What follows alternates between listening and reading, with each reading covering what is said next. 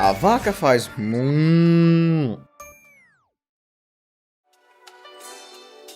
Todo mundo que ama Nickelodeon, não é? Ou pelo menos amava antes dela virar uma máquina de comerciais de vergonha alheia.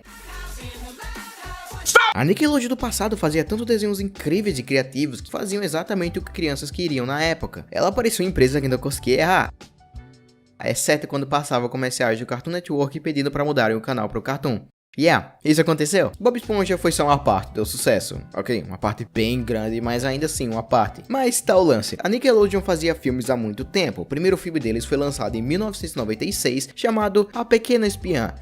E não era muito bom, mas tanto faz, esse filme não era feito para ser incrível. Eles têm até bons filmes, como o Rango e o filme do Bob Esponja. Um deles, numa incrível animação, com estilos lindos e ótimos dubladores com a linda mensagem. E o outro é Rango, mas grande parte destes se baseava em versões reais de desenhos que todo mundo conhece, como aquela obra-prima que foi o filme dos Padrinhos Mágicos. Droga, já não vou mais pro céu por ter falado isso. Mas tá aí, a Nick fazia vários filmes todos aleatórios, como se ele jogasse um monte de coisa na parede pra ver o que ficava. E grande parte das vezes essas coisas caíam de cara no chão, como é um exemplo desse filme. Sério, esse filme tem tanta coisa acontecendo que eu nem sei se isso foi de início um filme ou era pra ser uma série. Eles fizeram um filme porque achavam que uma série sobre um bando de vacas e animais em um celeiro ficaria repetitiva e sem graça.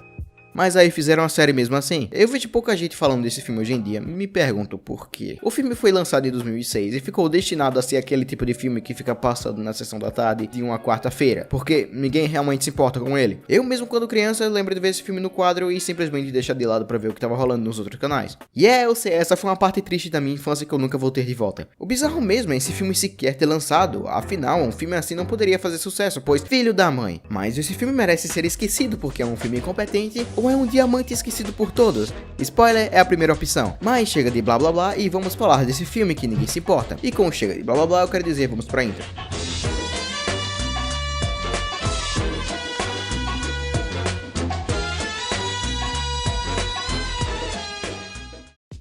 O filme começa com os logos das empresas, que é só eu ou esse logo parece bem sem graça. Eu sei que parece que eu tô exagerando, mas é isso que esse canal se especializa, em exagero. Lembrem-se, essa foi a mesma empresa que fez o filme do Bob Esponja, e o filme do Bob Esponja tinha uma intro para Nick e dá nostalgia até hoje, de tão estranha e bonita que é.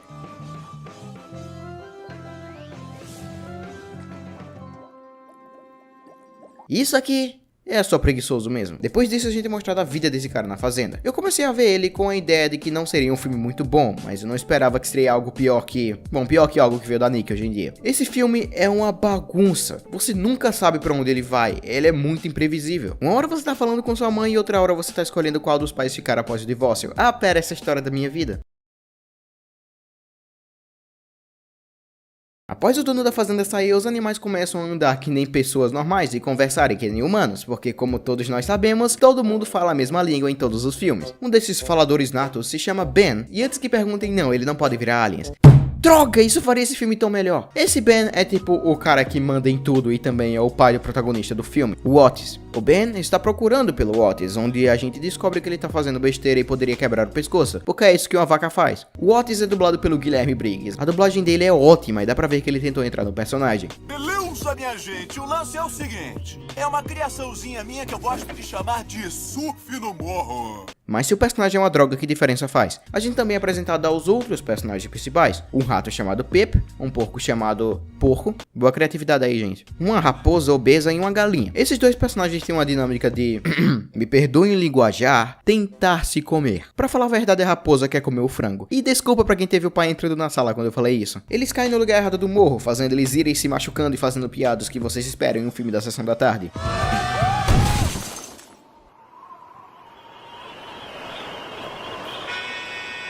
Lembra que eu disse que você nunca vai saber o que vai acontecer? Então, o filme vai pra uma reunião e é mostrado que o Otis não faz nada de bom e tá tirando a moral do pai dele. Também mostrando que os coiotes estão bem mais comuns nessa época do ano, por isso eles fazem uma cerca bem grande pra proteger os animais. Mas era pro Otis consertar a cerca e eles não fazem isso. Ele vai ficar fazendo besteira, tomar banho de rio, fazendo walkboard, jogando golfe. Se sabem, coisas que vacas fazem. Essa parte não tem nada pra falar, então eu vou falar o óbvio. Por que esses bois têm teta de vaca? É algo óbvio que não faz diferença no plot de nenhum jeito, mas prova o quanto os escritores realmente se importavam com esse filme. Falando em se importar, eu vou dar uma pausa.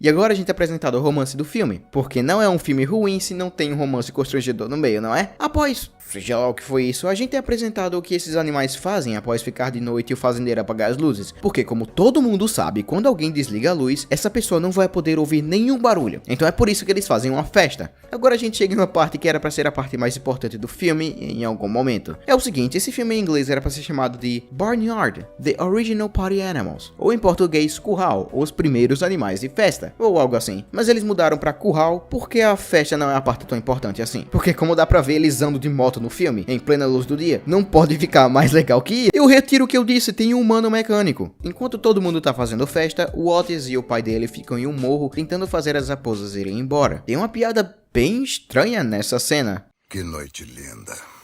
Eu me lembro quando ficava sentado aqui com sua irmã. Eu não tenho irmã.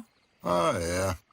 Era você, não era? Tipo, era pra mostrar que o Otis era uma mulher? Ou que ele costumava parecer uma mulher? Eu realmente não sei, só sei que é bem nada a ver e não faz nenhum sentido. Após essa conversa séria de pai pra filho, a gente é apresentado o melhor personagem de todos os tempos, o Mr. Boombastic. She call me Mr. Bombastic, totally fantastic. Touch me on me back, she says I'm Mr.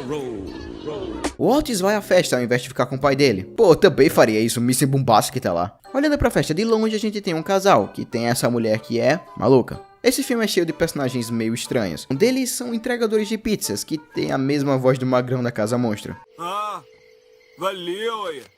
Tu vai querer troco, irmão? Uma ligação que fizeram do além-túmulo. Isso prova a minha teoria de que Casa Monstro e o Segredo dos Animais estão no mesmo universo. As raposas agora aparecem pra tristeza de todo mundo que entra no galinheiro e pega as galinhas. Mas o Ben aparece acabando com as raposas em uma cena que é realmente, sem ser sarcástico, excelente. É pesada, bem animada, tensa e realmente te faz triste. O Ben é o único personagem que de algum jeito é gostável e ver ele morrendo assim realmente dói e me faz triste de um jeito que eu não consigo me respeitar por sentir. Sem ninguém para ser o líder, o Otis é colocado, porque o Ben talvez gostaria disso, mas ele acaba fazendo besteira e o fazendeiro descobre o segredo dos animais. Hey, o nome do filme! Mas o fazendeiro desmaia com o coice do burro, mas ele passa a acreditar que era só da imaginação dele. O que faz o Otis ter mais confiança no lance de mandar nas coisas. Nada melhor que um bom boost de moral do que quase matar um cara, não é? A gente também tem esse menino, também conhecido como fruto dos meus pesadelos, que fica fazendo besteiras com as vacas. As vacas ficam com raiva dele e vão atrás dele. Mas antes disso, eles roubam o carro daquele casal chato. Você que fica aí sentado, seu paspalho, achando que eu tô maluco, eu, hein? Você perdeu o juízo, mulher. Casal disfuncional. Após uma referência à cerveja, os bois sem gêneros específicos vão atrás daquele moleque que...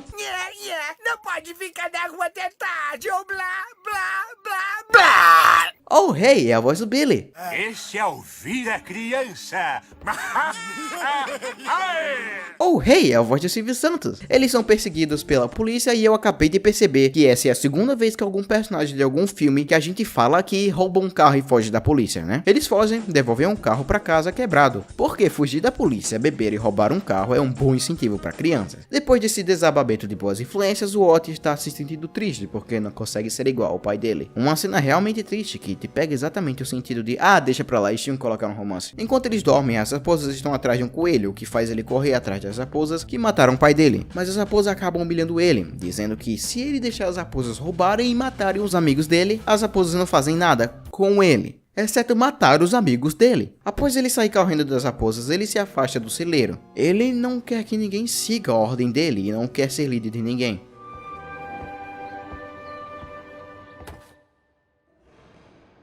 Eu tenho 100% de certeza que essa menina vai aparecer. Oi. Din, din, din, din, din, din, din. Depois dessa comoção, o Otis é chamado para resolver um problema. As raposas roubaram um monte de galinhas. Otis, eles levaram a Meg. A Meg? Não, a Meg não.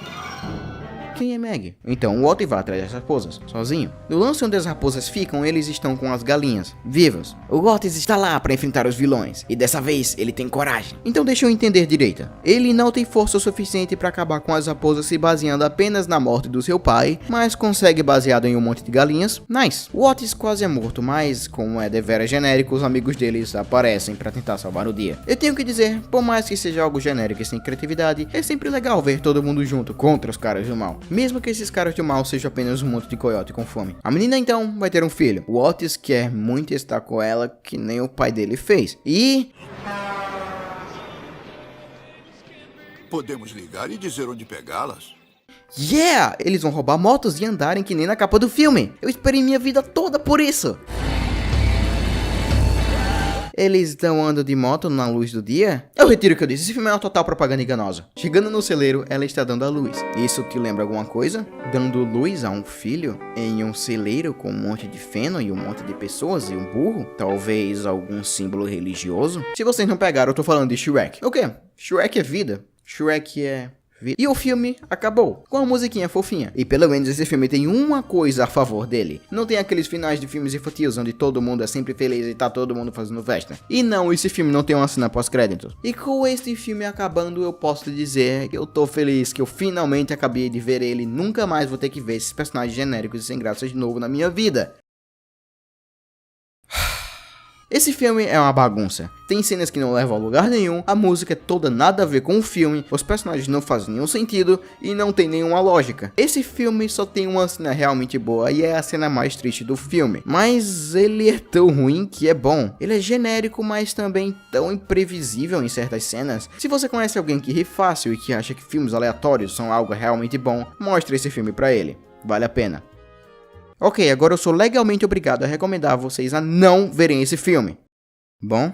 Não. Muito obrigado por ter visto até aqui. Aqui na esquerda tem meu vídeo da cena mais triste de todos os tempos. Aqui na direita tem meu vídeo falando da Casa Monstro. Se inscreva se quiser, que eu ficaria muito agradecido. Obrigado por ter visto até aqui. Até o próximo vídeo e sejam felizes.